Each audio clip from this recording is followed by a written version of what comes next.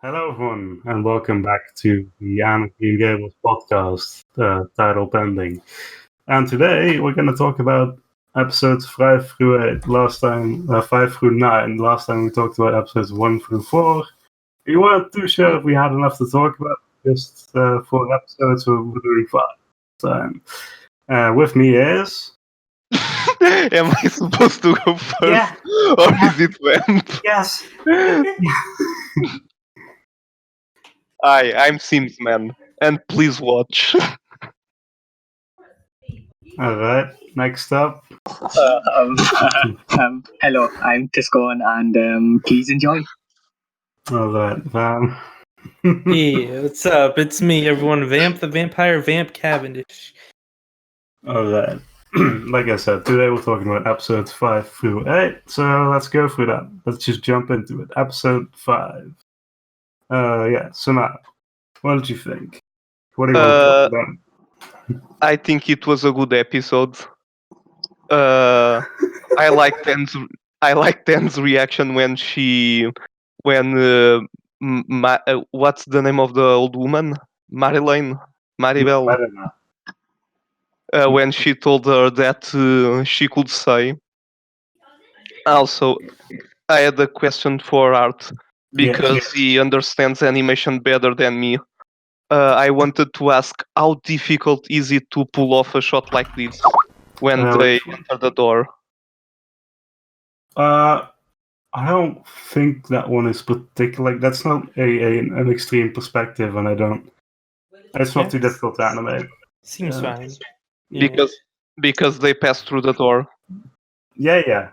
That's rare. Because I don't think that takes like too much effort to do. It's just that saving everything. That's the thing of TV anime. So you know that thing I said that we were talking about just before we started this podcast. So I don't know if you want to cut this out, but you know about how when things move in animations, you can usually tell that it's going to move. Those doors compared to the house. Yes. Oh yeah. I said Anne was very right, but I meant the hat scene specifically because the hats are cool and look cool. That's a good observation. Oh, I don't know. I always notice it. It's just a thing. I'm not as observant as you, Master Arts. Yeah, earlier I was saying that I didn't notice it, but looking back on everything, I think I noticed everything. It's like almost with like the fuck ups, the facial fuck ups in the show, which are very few. I don't care when those happen either, because it just doesn't bother me. Yeah, I didn't actually catch these while watching it. I only call them now when I'm like looking at the gifs and stuff, or the single frames. That's because those doors, like they're only in like a 5-second cut. Yeah, and then I'm not saying the this movement, as the focus of the movement is not on the doors. That's why you don't notice it. I'm not saying this as like too much of a negative against Anne. Just an observation that I noticed. Yeah, it's fine. Yeah, I also like this episode. I don't think we're gonna get very many times when they're like, yeah, I did not like this episode. This is good. I liked a lot. I liked how Anne's reaction was very childish, but also endearing. Oh yes, I liked it when Anne was. This is in my notes, but I loved the highlight of the episode is definitely like Anne, like Marilla saying, "Oh, you can stay," in Anne's reaction, and it like transitioning into this kind of imaginary thing with all these flowers floating around her, and then that transitions really nicely into the card. Like I have my first actual note is the music after this they decide to let us stay was really good. Oh yes. And I watched for this episode and the next I watched both the sub and the dub, and then I gave up after that because I didn't want to watch like 6 episodes of anime instead of 3. Yeah, I don't blame you. Yeah, I like Anne, but I don't know how much good this show is for binging. I feel like this is like a one a day show every day, every week. Yeah, same. Yeah, but from the like differences from the dub to sub is that's like pretty noticeable. I think I prefer just the way the sub does everything because Irrelevant is here. Episode 5, Irrelevant. What did you think? Episode 5. Oh, we're still on the first. Okay. I have a good amount of notes for this episode actually. At the start, I love it when Anne literally says nothing. The little lady who wants to take her. Yeah. They're like, oh, this strong character. Anne has a strong character. She literally says nothing at all. So, like, that's how children should behave, I guess. They should not say anything at all. I agree. In fact, I don't even want them to know language, honestly. You can only learn language when you turn 18. That sounds fair. Yeah. Alright, and when she knows she's getting reconsidered for adoption, that massive bed of flowers scene, that is beautiful. Then there's also that, like, there's a gimlet scene where, like, the old lady just boings around. That one's beautiful. What's the deal with the old lady? Why does Anne hate her? I don't get it. I don't know. She does not look pretty. Something like that. She looks like an old hag. She would rather go back to the asylum than live with the old hag. Because I mean, with a spooky looking old lady like that, I don't blame her. Look, she's already seen the Gables, so she doesn't want to go back. It's that or nothing. She's going to go big or go home, and she goes to her new home. That's good. Also, when Marilla's out, like, is it with the eggs? I think. Yes. She's kind of self-conscious of her parenting, just a little bit. Like, that's nice to see. Like, she has she really fits into the mother role like instantly. I said this last time, but she's like kind of self-conscious, but she would never admit it to Anne at all or anyone else. I agree. I have that in my notes as well. Like, that is good. And she already understands now. If Marilla already knows what's best for her, Matthew kind of would be nicer to her and spoil her a bit. But Marilla's like, oh, it's good for her if she doesn't know, because she'll screw up her sleep. That's totally a legit reason. And was the prayer when she was praying, was that this episode still or that next episode? Yes. Was it different in this? I think in the dub it was Psalm 23. Nice. Or am I remembering it wrong? And was that in the sub? You know, I keep notes, but I do not keep good notes. Me too. But yeah, when she starts praying, it's like, oh God, such lovely words. Words. And then Marilla's like, and the whole room lights up like it's something holy. That's beautiful. And Marilla's just like, nope. Yeah. I remember Marilla's expression during Anne saying her prayer. Exactly. And she's just like, oh my, it's a funny ass face. It's like, kind of like, this heathen child, this fucking heretic of a redhead girl, she needs to learn Christ before she gets to my house. And I think that's it for this episode. Yeah, let's move on. I did not remember. I have some more notes. I have some. Same. Go on ahead with your notes. Yes. I had a note about the kids, 2 little kids playing. Old hag, definitely meant to look like villainous and not good. Specifically, I actually have a note in there about the language she uses specifically is I think it's written very well, and I think it's specifically cold and very practical focused, which is obviously indicative of her design and intent. Great, that's cool. Fucking gay shit. I really like the conversation when Anne's like up in a room when they come back, and Marilla talks with Matthew about whether this was a good decision or not, and kind of reflecting on the last day and stuff, and kind of just Matthew chatting with some of his thoughts. like kind of stumbling through them is I thought was very earnest. I guess the last part of my notes, real quick, is just that how I just really liked when Marilla came into the room. She said, hey, you should put your clothes away properly, Yes, unlike I have that that in other my night when notes you're having too. like a bad time. But she came in not being a defensive kid, not overtly defensive, and she just calmly explained what she usually does, what she's been taught, and then she does it. Yes, I have this in my Good. notes. This is good, and it's keeping up the good characterization of her from the earlier episodes, which is good. I like consistency. I hate that I have to bring this up as a point, but It's this is almost like they planned it out. This is something that some modern anime just wouldn't have, I would assume. Like I've seen a lot of stuff where just like the character is just like, well, I guess we're just going to be a whiny baby bitch now because that's what kids are, right? Lel. There's But that's true. Kids are whiny bitches. Yeah.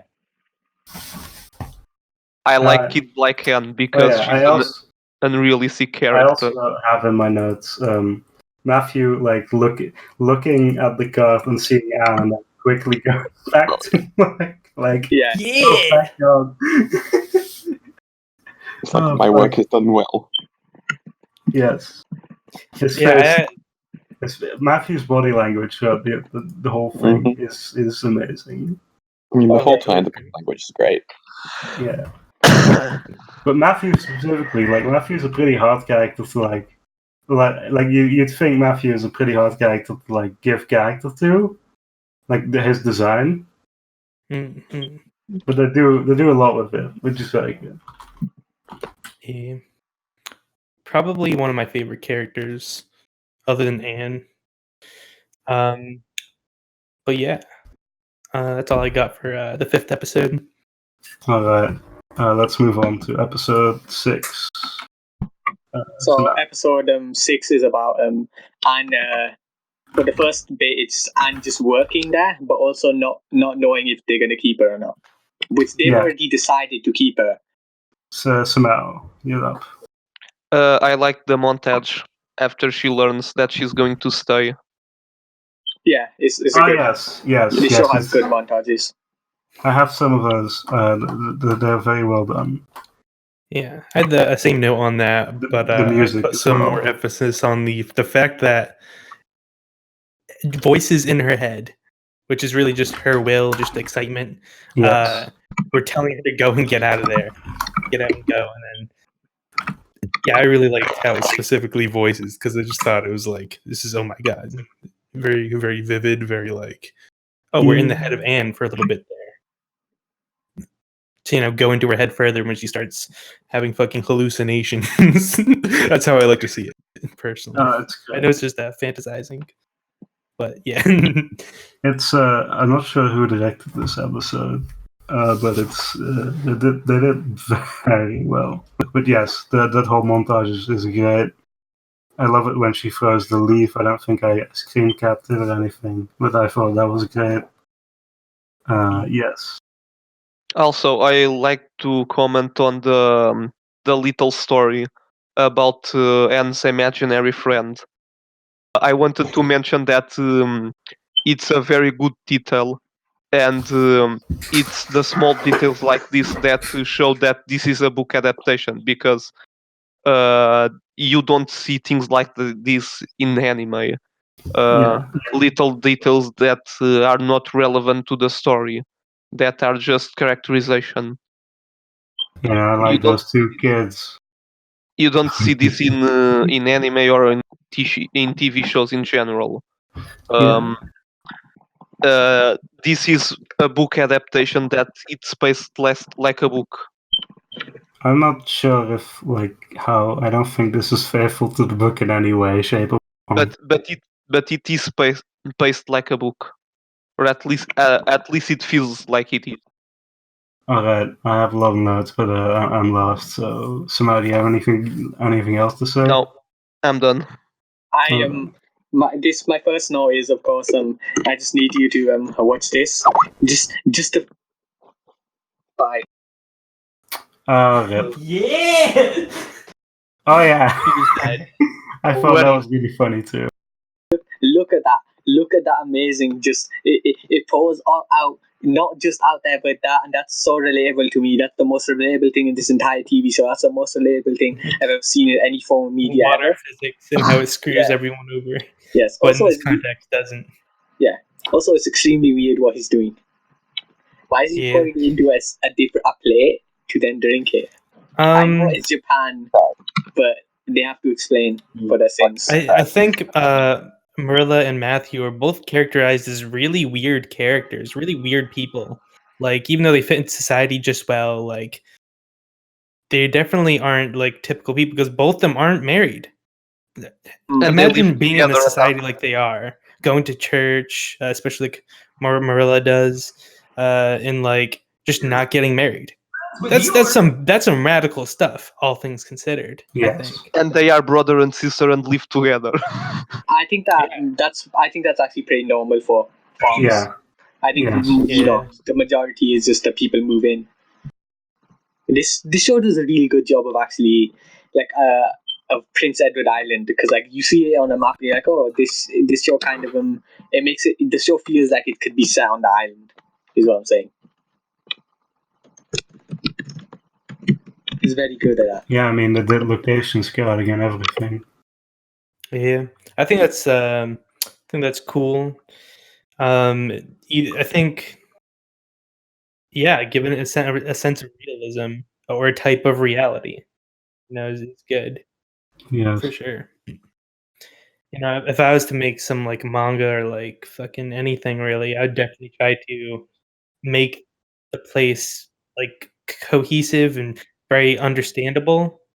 Yes, Even if it's not based on a real place, but I probably even would use a few real places. Yeah, I mean, let's go into Hayao Miyazaki. Oh no, he did the he will not be named. He did the layouts for the first 15 episodes of the show, which layouts. The first 15 episodes. Yeah, the first 15 episodes. The 15, layouts. Yeah, the layouts, which is basically. A good job. Yes, but he also, more than that, he did a lot of because he was also doing the layouts. He also did the kind of interiors of the buildings that he designed. They are like the some of the island shots are based on location scouting, but the building is all Miyazaki and whatever reference material he used. Green Gables itself, I mean. This is all Miyazaki. Nice. That's a good boy. I have one note that hasn't been said yet. Marilla, so Anne and Marilla having a conversation. Whatever, they're doing some dishes, hanging out, basically. And the name Diana starts coming up, and then Oh no. all that. My subs seem to say like Anne's like mentioning like BOSOM, bosom, friends. I don't know what that means. A very close friend. Yeah. That's what I thought it was. So I don't. Okay. I was worrying for nothing. I think I read it as Blossom Friend, because I don't pay too much attention to my subs. Okay. So Anne starts asking, how is Diana? Like how, like, what is she like? What kind of person is she? Is she pretty? And Marilla said she's pretty. She's very pretty. Specifically, a very pretty little girl. She goes to say that she has, black hair, all that, rosy cheeks. And So she's smart. And then Anne completely ignores.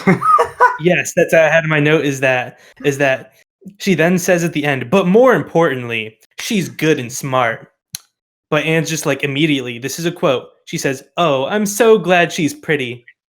Just like you said, completely ignoring her. That was really great. I really loved that. Oh, but she's testing. She's testing Marilla. Like, I just want to say that this is more that like putting emphasis on and just really loving aesthetics. Like this phase at the end of the episode is the greatest thing ever.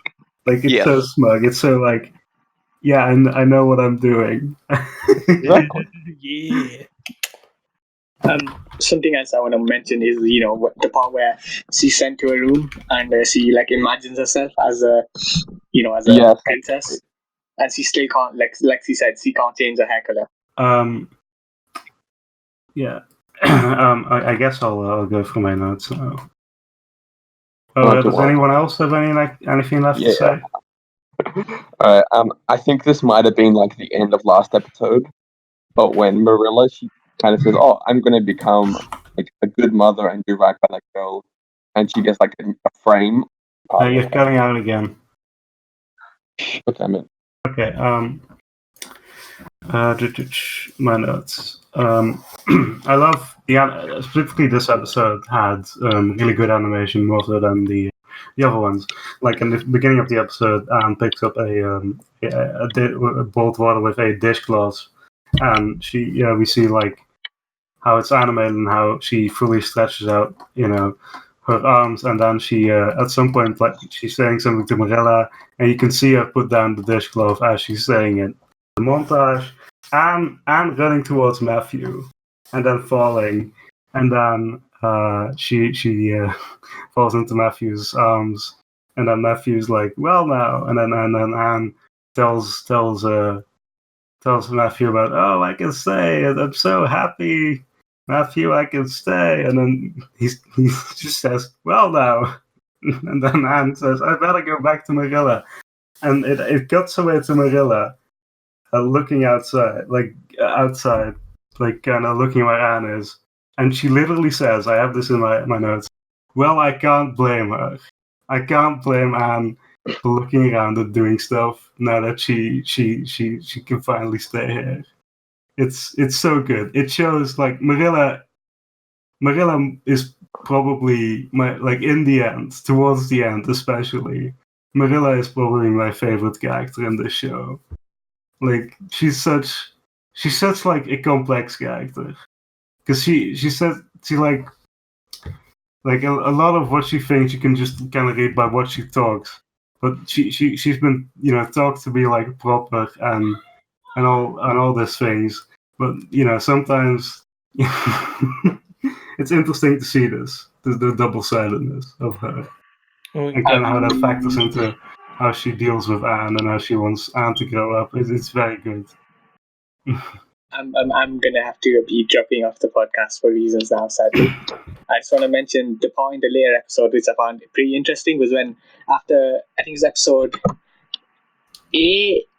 episode 7, where after Anne's insults that woman and Marilla's trying to tell her to apologize, Anne's response was, "You don't know how it's you don't know how it's like to do this thing," but like then we get a flashback of like Marilla being like bullied as a child. I thought that was like the thing where like Anne said legit. I'm sure that was a flashback, because Anne said something like, "Oh, try and imagine to be in my shoes." Now I'm not sure if that was a flashback or like imagining it, but I assume it was a flashback. It seemed the way she reacted like I wanted to mention that that's a very much a kid thing to do, to like assume that no one else has experienced the world in a similar way to you, or like to realize that they're like people who've gone through all the same issues that you have.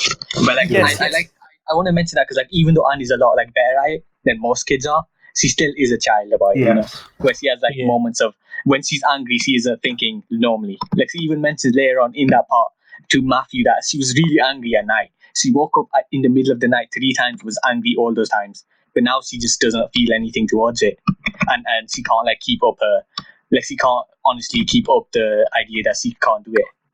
She's only doing it because of the like humiliation, which then Matthew saves her from by like being like, "Do it for me," So like, don't do it for like yourself, do it for me, and which lets Anne like Anne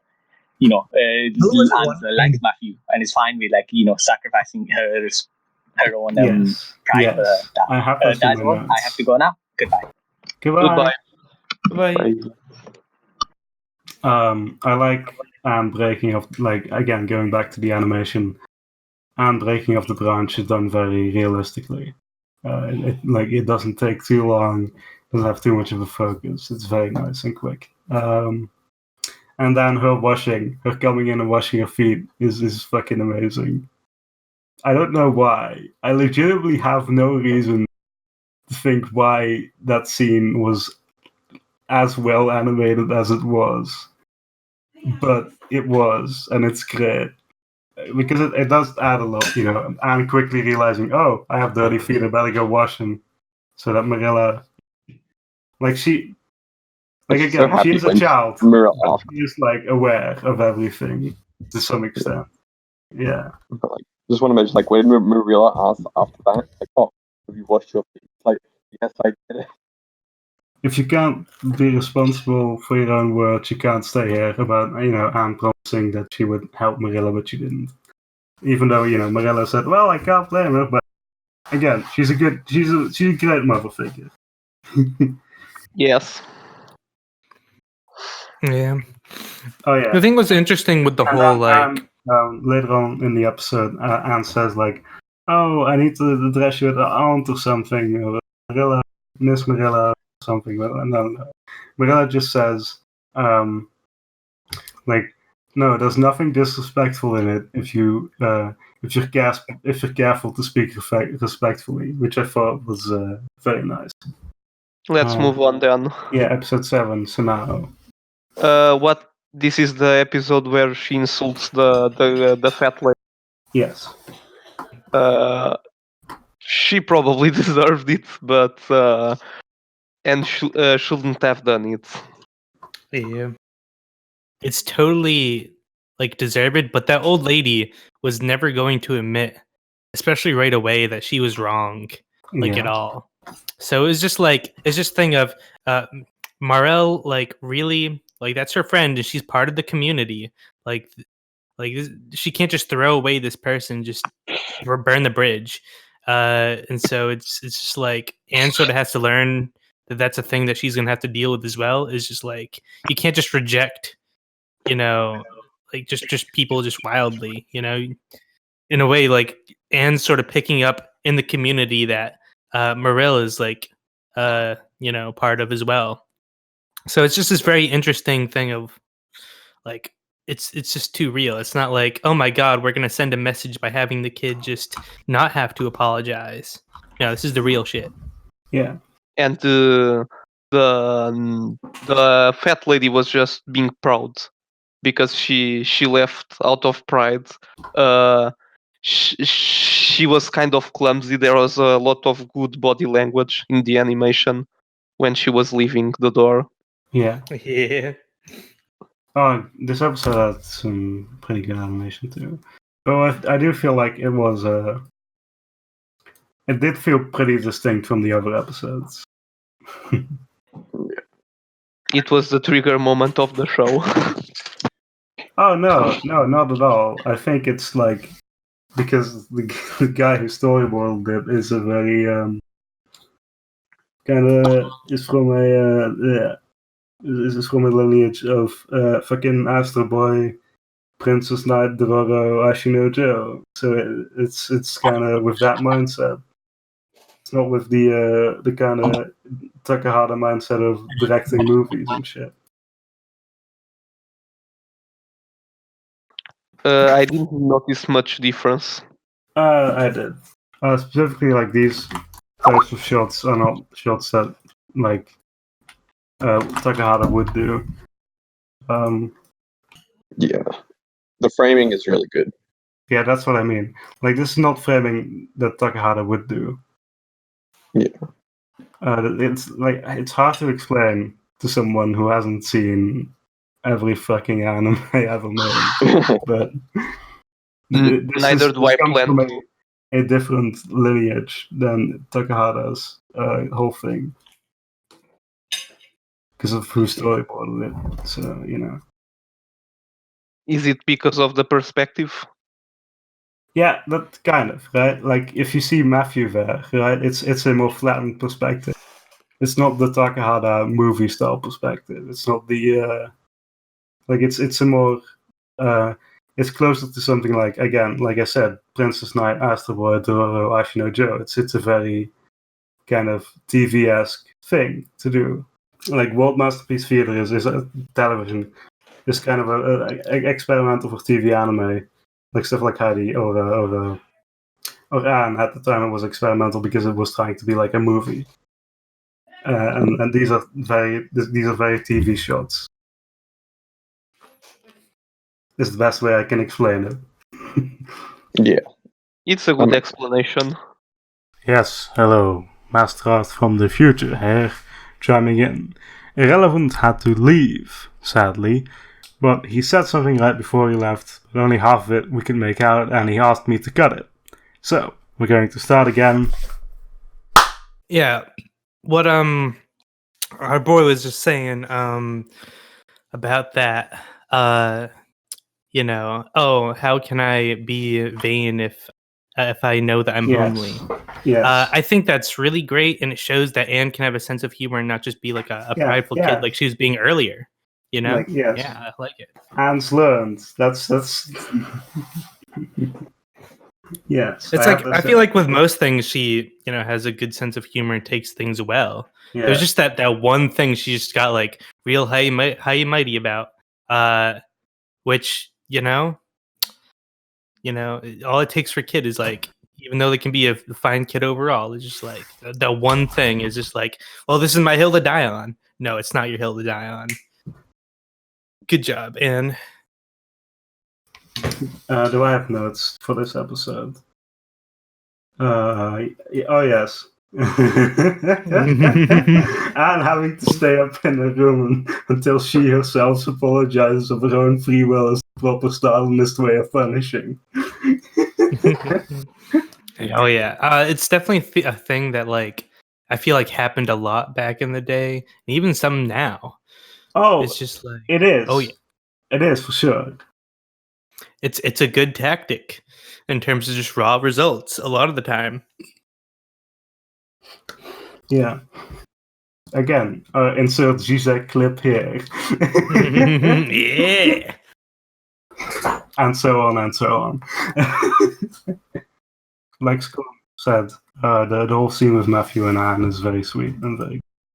I don't think I have anything to add to what he said. Yeah. I really liked how Matthew snuck out to go into the house. Yes, and he was constantly looking behind him. Oh yeah, and then Marilla got back soon after he was done talking with Anne, so he like had to rush and like jump on the couch and pretend like he was like laying down already. Oh yeah. That's like, kind of I just got again. Kindred spirits. That's kind of childlike. Kindred spirits. Yeah. A big guy being how he is with his beard and he's like tiptoeing around. Oh my god. Like I don't feel like we sell Matthew that much, but he's always like just like the best thing. Yeah. Usually. Yeah. Like there's not much to say, but whenever he does something, it's the greatest thing ever. Hell yeah. Or like, like the kind of encouraging, like when Anne goes off, like he's very much like nodding, do it. Yes. All right. So Anne's grand apology. That's what I called it in my notes. It felt at first like it was getting overacted, and it kind of is in terms of like vocals by the voice actor. Yeah. But Anne is like going into such like detail into her apology, just like going through every little point. And the lady's just sitting there, just looking at her, just like, yeah. And then by the end of it, she's like, "You want to know what? I just have to accept this apology." She just got on her knees, put her arms wide open. This is like, it is over the top for Anne, but it works, and I like it. I just realized that I only watched the first half of the episode. For some reason, I skipped the second half. Episode 8. Somehow. I just want to say that this episode was so cringy that I had to pause it at least 7 times. I don't know why. Don't ask me why, but I had to. I had an hard time watching these episodes. Yeah, I can get that. It's probably my fault. But that's what happened. I feel sorry for Anne. Yeah, I like Vamp. You want to go ahead? Ooh. Oh. Yeah.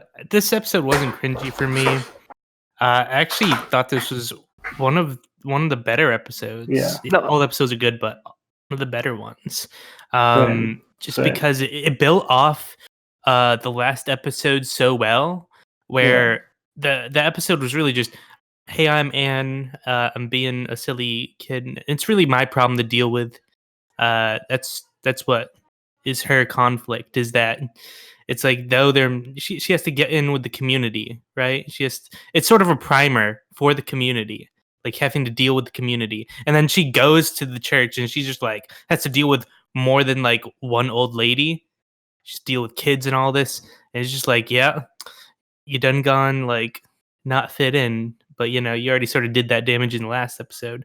But yeah, it sort of just wraps up. It doesn't really wrap up anything. Basically, one of my notes here, it just says that she's retarded, not retarded, autistic. Autism is not retardation. I do not promote that. When I was watching the autism is episode, retardation. I can say that because I'm sick. when I was watching the episode, I could only imagine Digibro saying, "This show is about autism."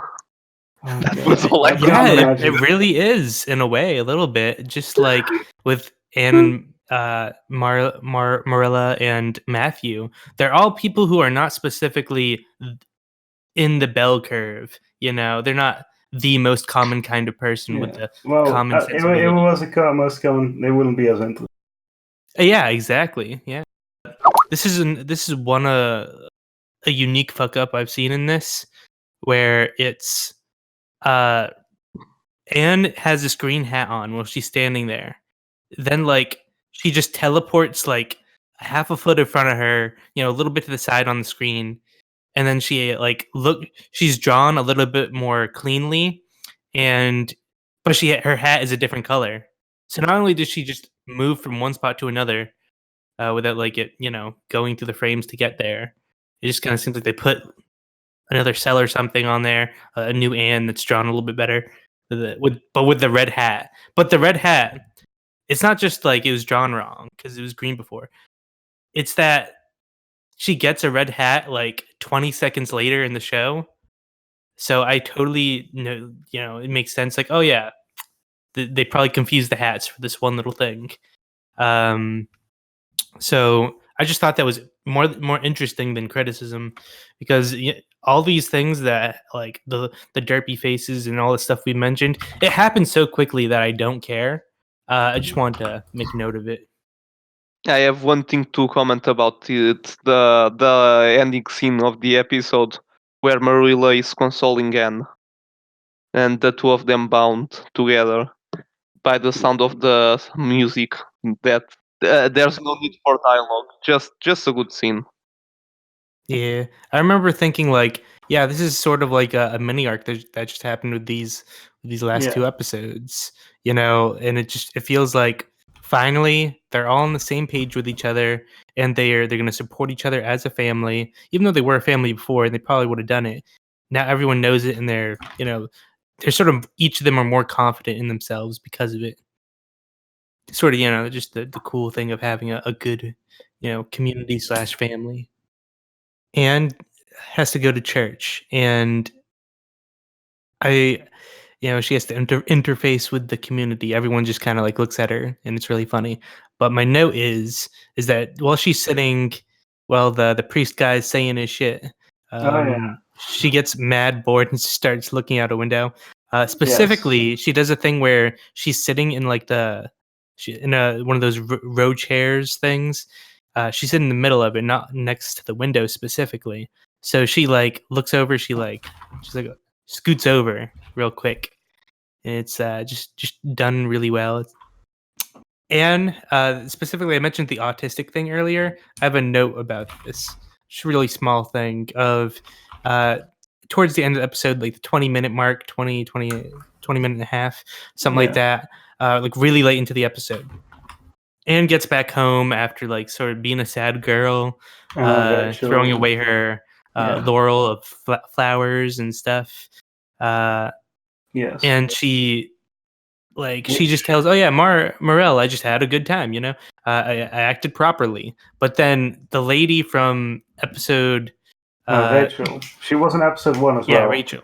She was in episode 1 as Rachel well. in episode 1 and episode 7.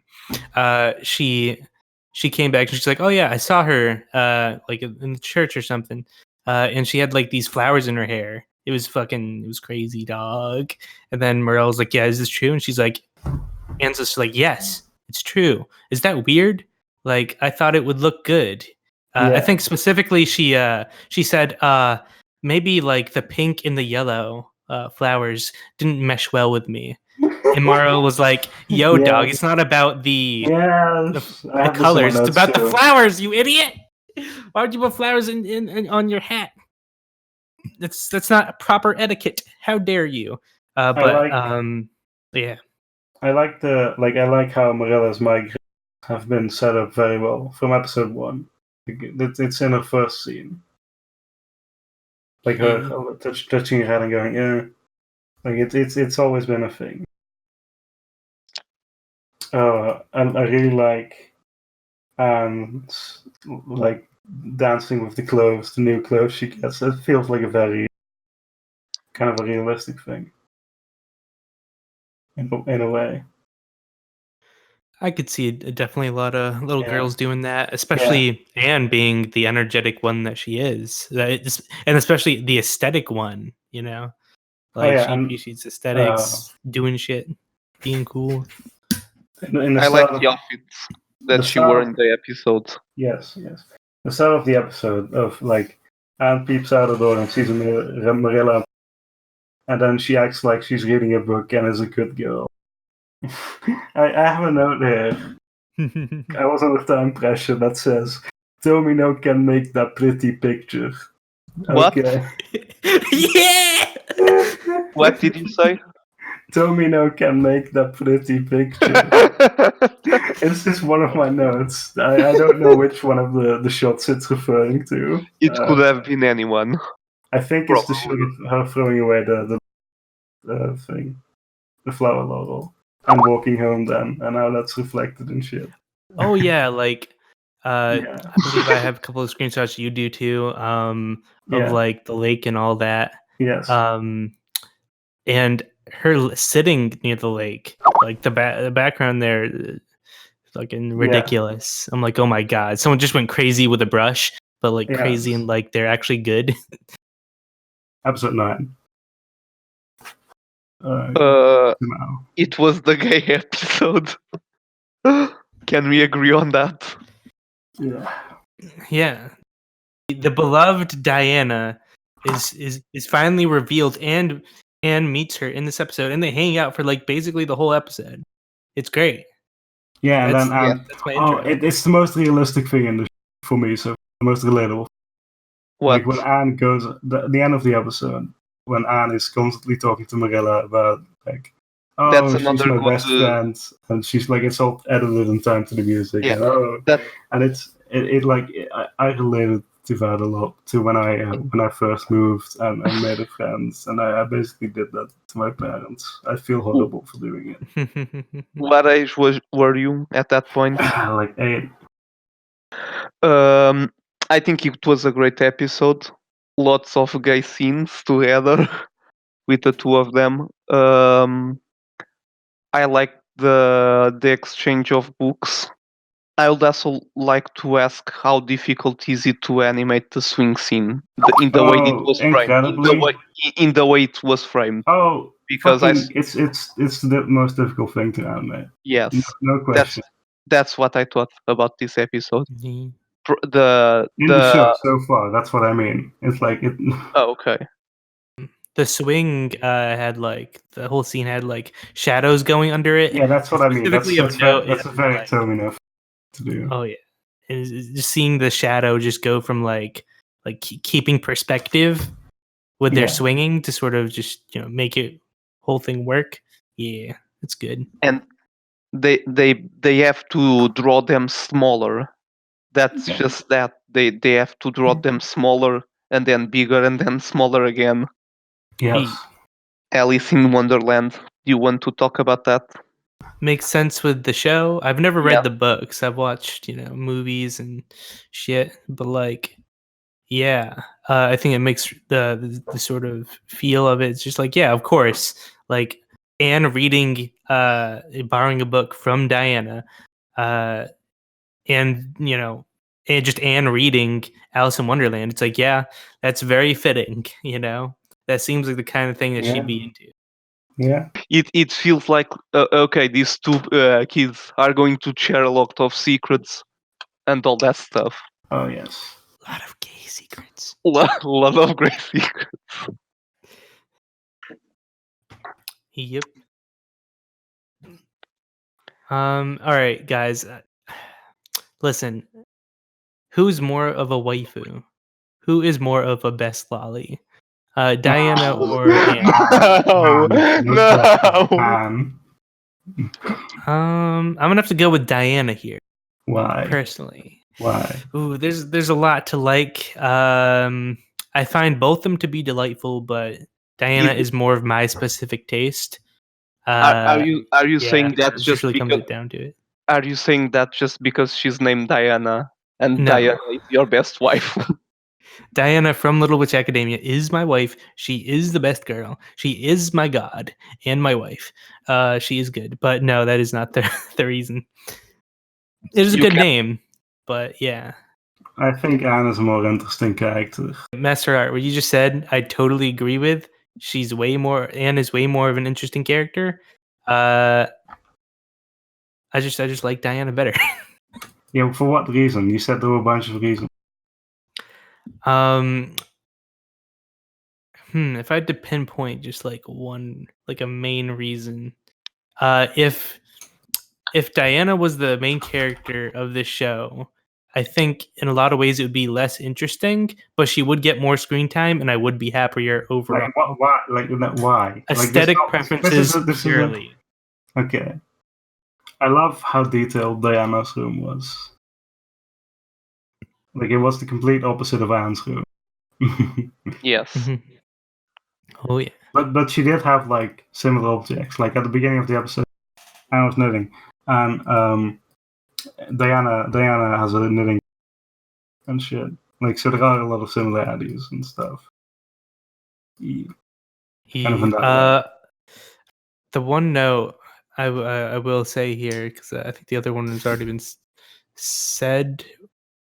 No, I'll get to that one later. But anyways, when Anne and Diana are in Diana's room, and towards the mid of the episode, Diana ends up showing Anne her like book collection. She's like, "Yo, I get books for my birthday," and Anne just looks at the books without even grabbing one. She's like looking at them.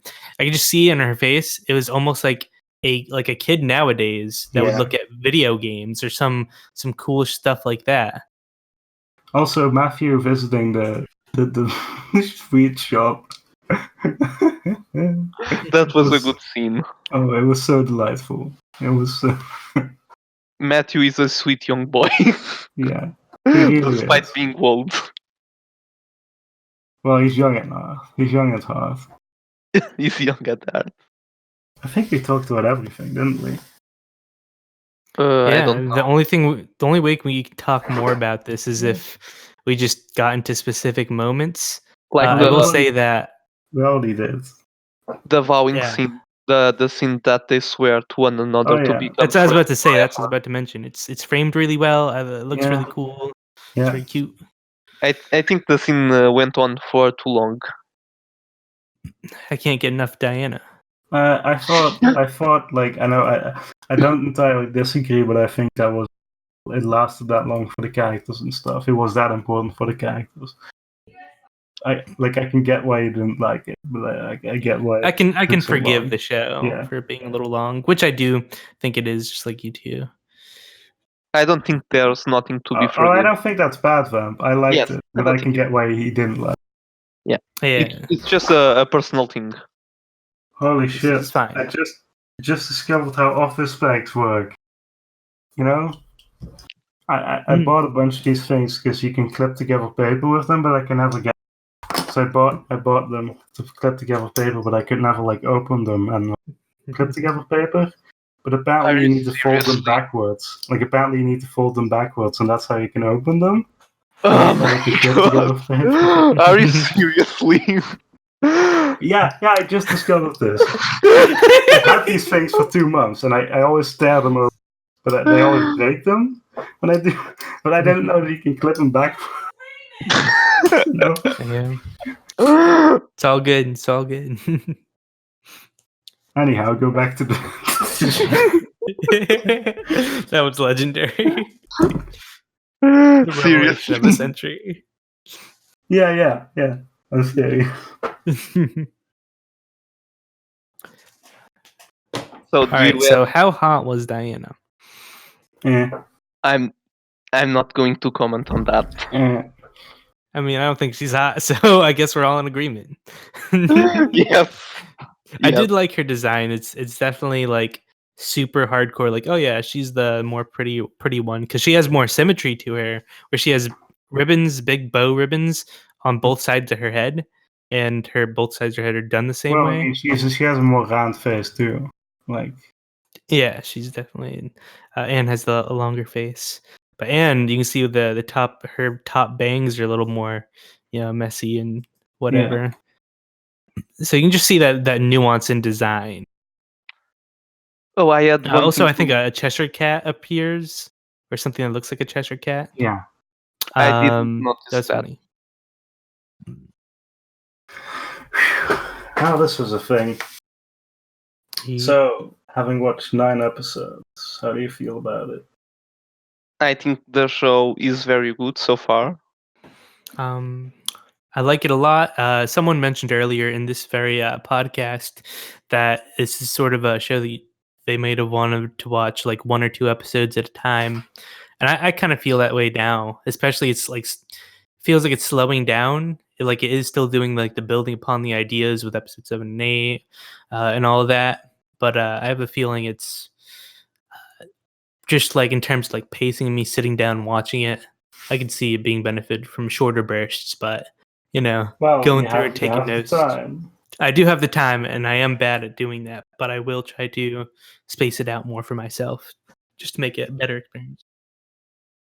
What are you thinking, Master Art? On how is it for your rewatch? thus Oh, I far? love it. I love it. Like when I rewatched the first 12 episodes already, it fucking sniped the giant robo spot in my top 10. I was going to ask if you guys want to wrap it up. Oh, yeah, I was actually about to wrap this up by saying, in this podcast, we've had 2 people had to drop out. And we still have 2 hours of discussion that'll probably be edited down significantly. Hopefully. Yes, hello. Master Art from the future here again. Apparently, we didn't do a proper outro, we just veered off into 30 minutes of personal stuff discussion. So here I am, doing the outro. Thanks for listening. Please watch the next episode of the Ancast. Please watch.